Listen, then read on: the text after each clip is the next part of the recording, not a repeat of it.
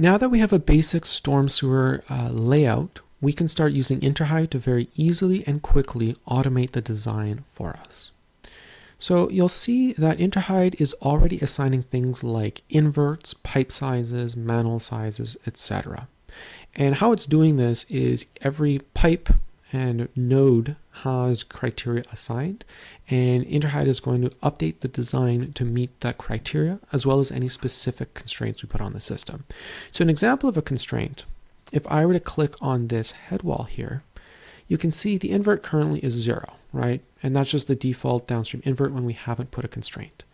But if we know this elevation is 200, you can enter that elevation in, and you'll see this little lock icon pops up. It's here in the plan view as well.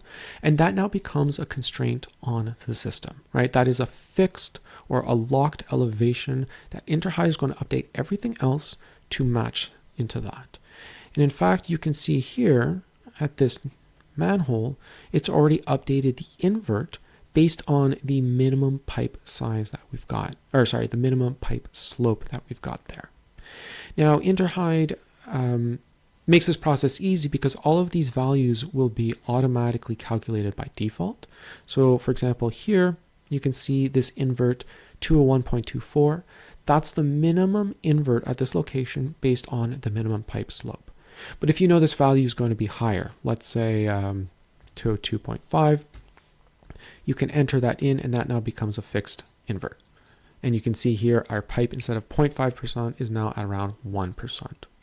To reset it, you simply click the lock icon. And you can also do this for top elevation. So let's say you know this is going to be 205. You can select that, and you'll see that this is even steeper at 1.4%. So if we click on Plan and Profile View, what that's going to do, it's going to highlight our path from the selected node downstream and show it in a profile view. And now we can see where we've got our locked elevation downstream at 200 and the locked ground top elevation at 205. All of the rest of the pipes have been updated to match into that. Now, InterHyd will do this across multiple different branches and find the optimal solution. And just to illustrate this, if we come to this node at the top end, right, where it branches off from this manhole, let's say we were to force this top elevation down a bit, let's say a 203.5. You'll see that this pipe is now at 1% slope, and this pipe is at about 2% slope.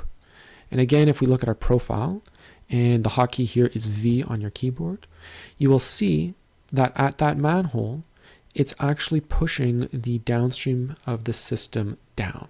We're still maintaining all of those locked elevations, but that one is now being optimized based on that additional constraint. So that's the main reason that, the main way that InterHyd can really speed up the design, but you still have control over all of the individual elements. So for each node, as we saw, you can control the invert and the top elevation, but each pipe you also have a significant level of control. For example, the elevations on the upstream and downstream end of the pipe, you can specify the exact inverts, top elevations, bottoms, etc. You can also specify the required minimum cover. By default, this will be pulling in from the catalog. So like we saw with nodes, you can define different catalogs for your pipes, which will contain things like the different sizes. In this case, these are all the standard storm sewer sizes, minimum cover, slopes, maximum lengths, etc.